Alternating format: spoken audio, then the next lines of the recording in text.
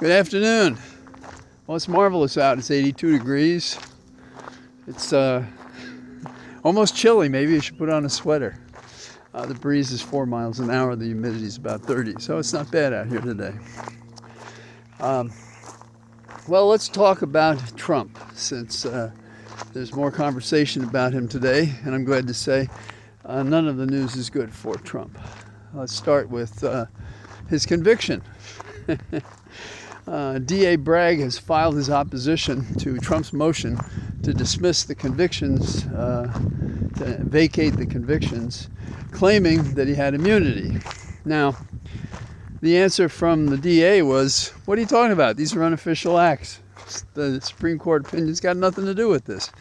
Now, of course, he did say that in 69 pages, but rather than repeat the various iterations of what's wrong and frivolous about Trump, I thought I would just give you the headline. And the thing that's stunning to me is I would have said, okay, give me your best papers, 5 days for you, 5 days for the other, the sentencing is still on, and I would have left it that way. But nobody puts me on the bench for that same reason. I don't know that I would, well, I've been a judge in commitments, and I enjoyed the aspect in which you're helping people from, well, especially schizophrenia, which is ironic because delusions abound in the mind of Trump and in his corrupt minions and in his conspirators. So there is that. So Trump has filed, and he's been basically told by the prosecution, no show. Now it's up to the judge to figure that out. And the sentencing is September the 18th, which I think is sweeter because it's closer to the election. It'd be nice to have voters have to decide, are they going to support a man who's not just been convicted, who challenged it, and the court found his plea wanting, and now he's going to sentence him. And I think 4 years is a good minimum. And Trump, of course, just deserves every minute he gets in custody. I think Rikers Island would be a good place for him. It's a terrible facility for those of you who are unfamiliar with New York. Terrible facility. And it would be about time that one of these brazen class members, Trump, actually spend the time there. Now, it's interesting that Trump is critical of Bibi, Netanyahu, who's here from Israel, trying to beat us up, and it's kind of an exercise we're used to, that Trump would turn on his friend one day, next day he's hitting him with a frying pan, and so that's where we are with that kind of stuff. And let's turn to the Harris campaign a little bit. We have, I continue to say, joy to the world. Did you get that, Raging Cajun? That's what we're doing. We're happy warriors, and we're charging like mad, pushing all these brain-dead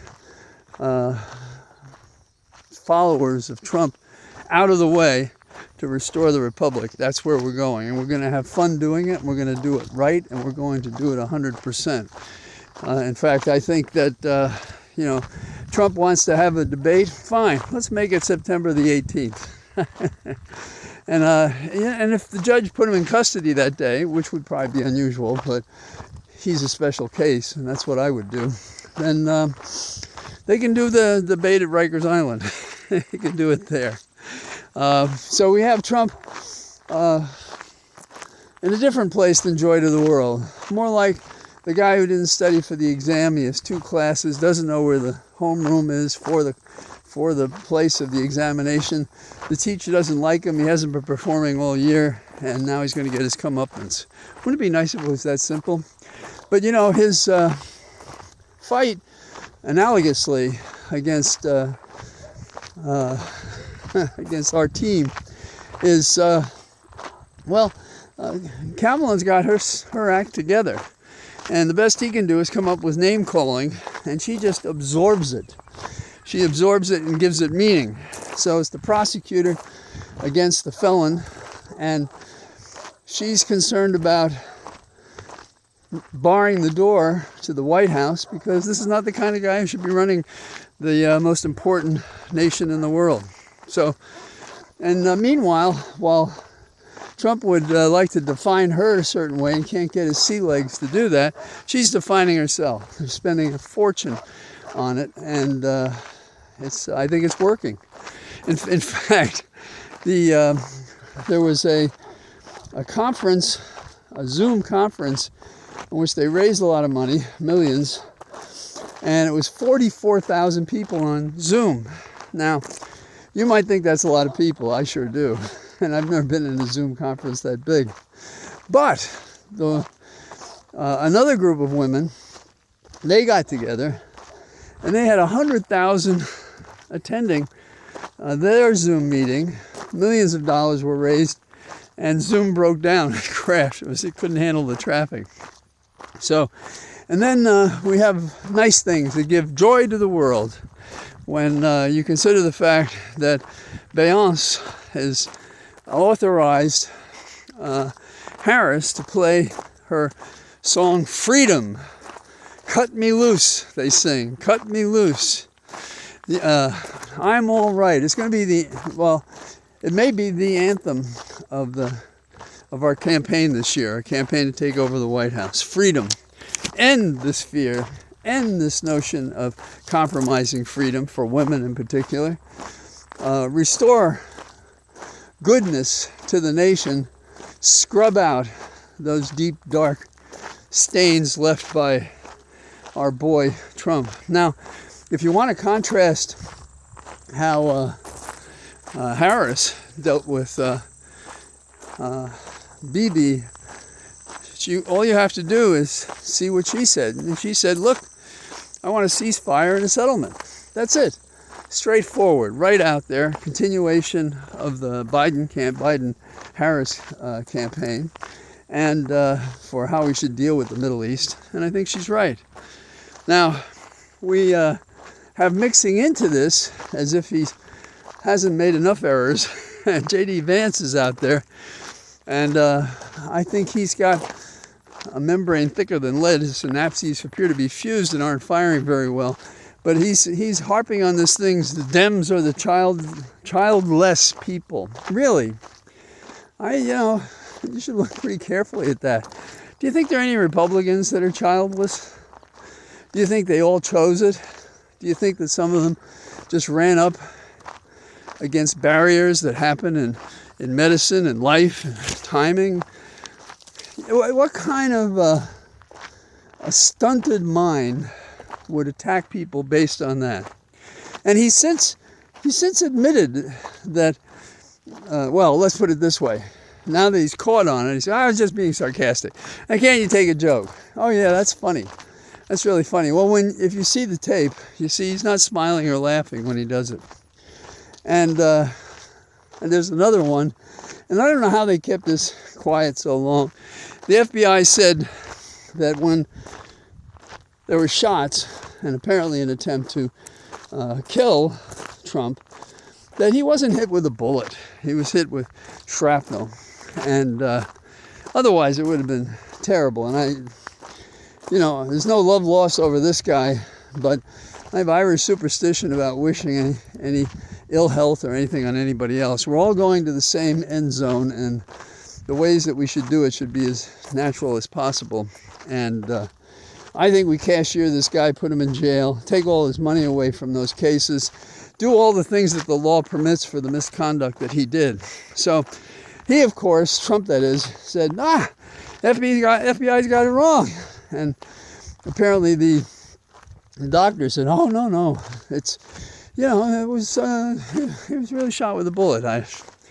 Anyhow, this goes through three different people, but bone spurs and bloody ears, that's our boy.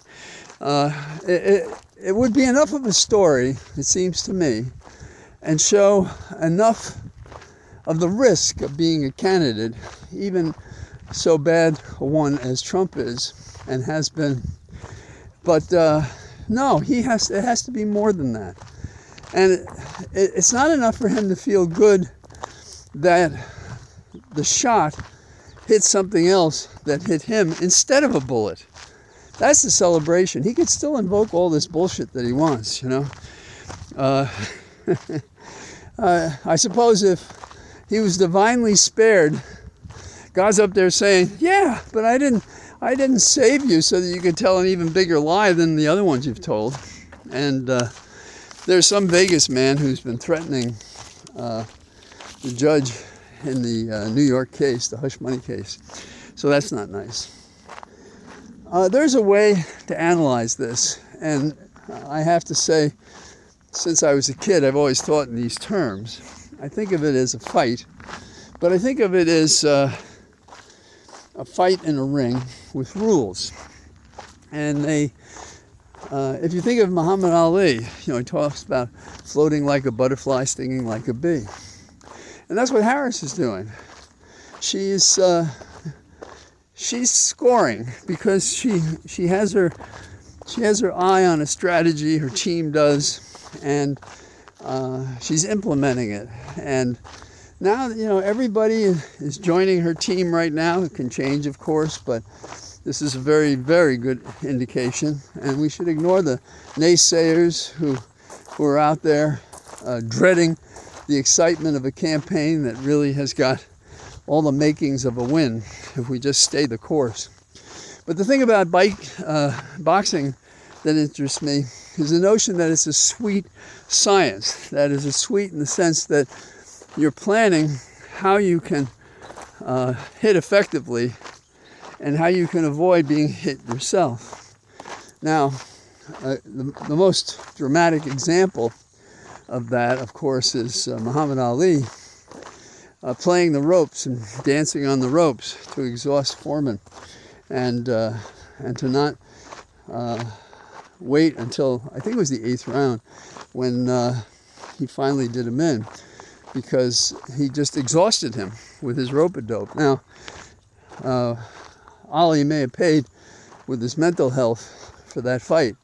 Everybody believes so, and it's quite obvious that that's what could happen. So what we're engaged in really is the sweet science of fighting.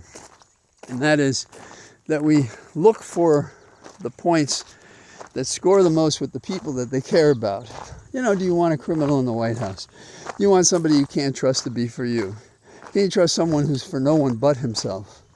Can you trust a fella who's violated the law so much and been convicted of it? He's been indicted by 4 different grand juries. He's been tried in civil cases. He's come out on the short end of all of those. In fact, you could say the further you get away from politics like impeachment on the Hill to our court system, even though it's imperfect, that's when you get juries and judges saying enough is enough. And so our election is about the same thing. Our election is about the fact that we're on notice that not only is he all of these things that are wrong and that compromise our freedom and our republic, but that he would form a dictatorship if we elect him. And there are some people who've lost their minds, have such a vacuous life that they would fill it with this malarkey, to borrow from Joe Biden, that Trump is always spewing forth his lies and so forth about everything. And he's been caught in it so many times. You would think by now that the hosts on these TV shows would say things like, there he goes again, borrowing from Reagan, if you will. Trump just told another lie, just hurt another person.